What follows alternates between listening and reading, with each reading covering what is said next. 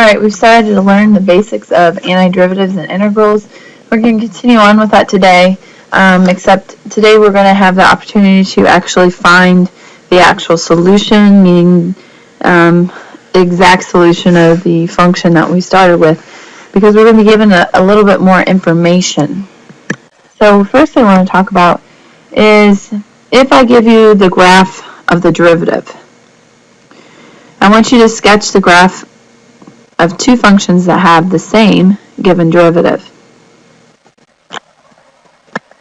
Well, what I want to talk about is this is obviously a straight line, so I could actually write down what this derivative is, and we could say, well, it's the graph of the line y equals x. So the derivative of this is x. If I was to integrate that, I know I'd get x to the second over 2 plus c.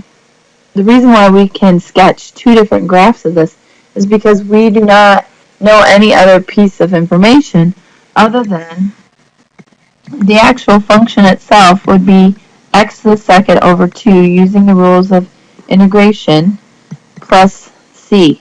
This c could be 3, it could be 4, it could be 5, it could be many, many different things. So,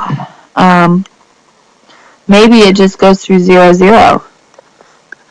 Maybe it's a parabola that goes through 0, 2.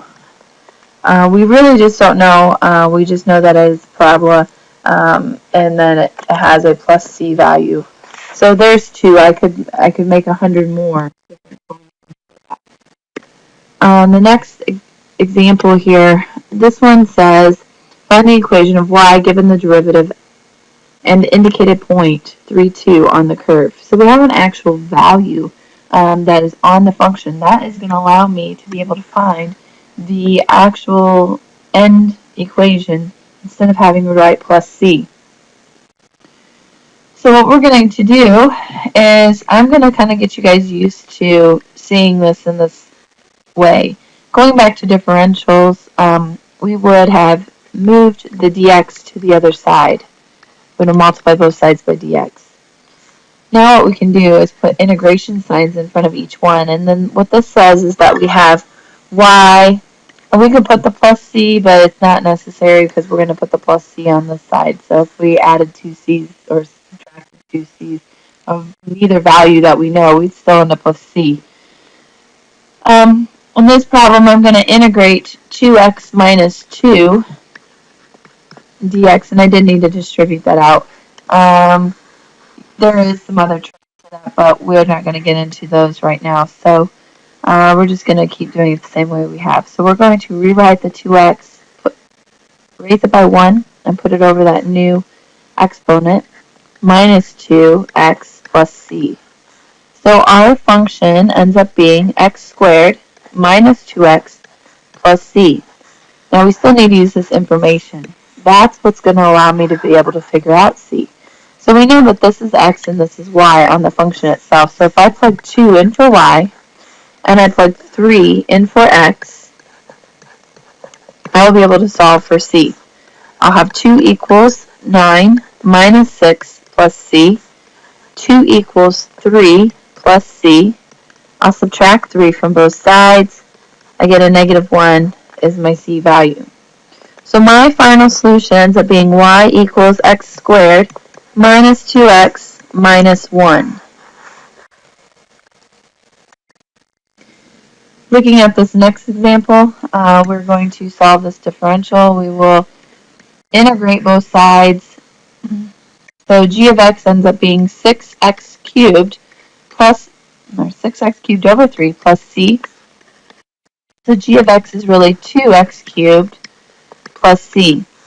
This is my x and this is my y. So in order to figure out what c is, I'll plug negative 1 in, and I'll plug 0 in for my x, and I'll solve for c. That gives me 0, so c is negative 1.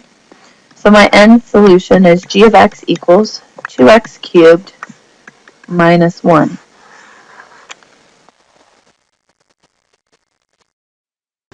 Alright, I have 2 problems left in this section. This first one says solve the differential equation. If you'll notice, I have the second derivative, I have information about the first derivative, and I have information about the function. This one says that the 0.08 is on the first derivative, and this one says the 0.04 is on the actual function. So I'm going to integrate the second derivative, and that will allow me to be able to find my first derivative. So I'll get x cubed over 3 plus c. Then what I'm going to do is I'm going to plug in 8 for my first derivative, and I'll plug 0 in for my x, and that will allow me to find c. C is 8. So I can now work with my first derivative equation, which would be 1/3 x cubed plus 8. Now what I'm going to do is use integration again to be able to find my functions. So I have 1/3, take the x, raise it by 1, put it over the power, plus 8x plus c. So it gives me 1/12, x to the 4th plus 8x plus c. Now I'm going to use this point, plug in 4 for my y, plug in 0 for my x, and I find out that c is 4. That allows me to write my final answer. F of x equals 1/12 x to the 4th plus 8x plus 4. The next problem is a story problem that says the rate of growth dp over dt of a population of bacteria is proportional to the square root of t, where p is the population size and t is the time in days, 0 to 10 days. That is, so here's everything that was just stated in these sentences. dp over dt is equal to the square root k square root of t. So we'll be using the differential. They also give me the initial size of the population is 500, and they also tell me how much the population has grown to after 1 day. We'll use both of those pieces of information to be able to figure out the estimated population after 7 days. So I'm going to solve this differential.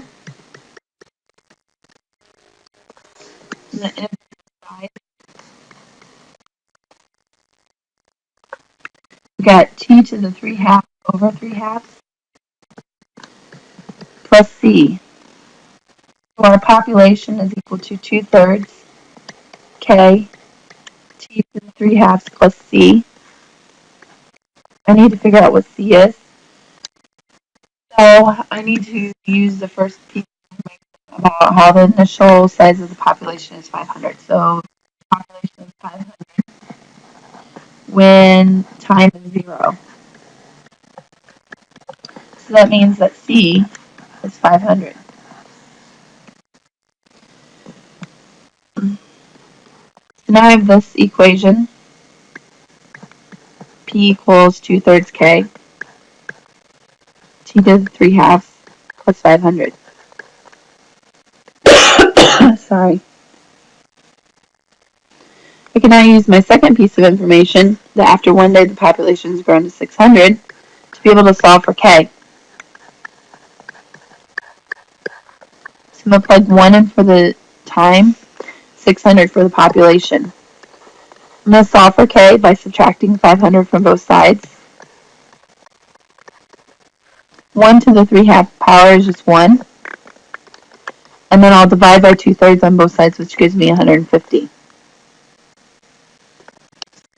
What that means is I have a population of 2/3 times 150 t to the 3/2 plus 500, which is really 100 t to the 3/2. 150 divided by 3 is 50, times 2 is 100, plus 500. Now I can estimate the population size at day 7 by plugging in 7, and using your calculator you should find the approximate bacteria population to be 2,352.